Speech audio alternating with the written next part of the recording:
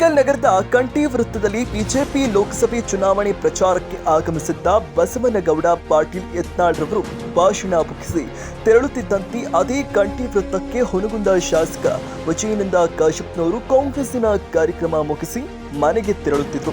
ಇದೇ ಸಂದರ್ಭದಲ್ಲಿ ನೆರೆದಿದ್ದ ಕಾಂಗ್ರೆಸ್ ಕಾರ್ಯಕರ್ತರು ಕಾಶಪ್ಪನವರ ಪರ ಘೋಷಣೆಗಳನ್ನ ಕೂಗಿದರೆ, ಇತ್ತ ಬಿಜೆಪಿ ಕಾರ್ಯಕರ್ತರು ಕಾಶಪ್ಪನವರ ಕಾರು ಕಾಣುತ್ತಿದ್ದಂತೆ ಮೋದಿ ಮೋದಿ ಎಂದು ಘೋಷಣೆ ಕೂಗಿದ ಹಿನ್ನೆಲೆ ಕೆಲವು ಕಾಲ ಪಕ್ಷದ ವಾತಾವರಣ ಸೃಷ್ಟಿಯಾಗಿತ್ತು. ಇದರಿಂದ ರೊಚ್ಚಿಗಿದ್ದ ಶಾಸಕ ವಿಜಯಾನಂದ ಕಾಶಪ್ಪನವರು ಕಾರ್ನಿಂದ ಹೊರಗಿಳಿದು ಕಾಲ್ನಡಿಗೆಯಿಂದ ಪೊಲೀಸ್ ಠಾಣೆಗೆ ತೆರಳುವ ಪ್ರಯತ್ನ ಮಾಡಿದರು. ಆದರೆ ನಾಳೆ ಇದೇ ಕಂಠಿ ವೃತ್ತದಲ್ಲಿ ವೇದಿಕೆ ಹಾಕಿ ಉತ್ತರ ಕೊಡುತ್ತೇವೆ ಎಂದಿದ್ದಾರೆ.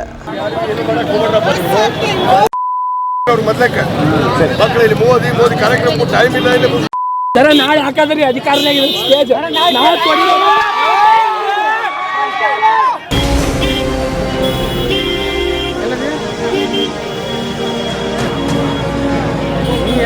ಜಾಗ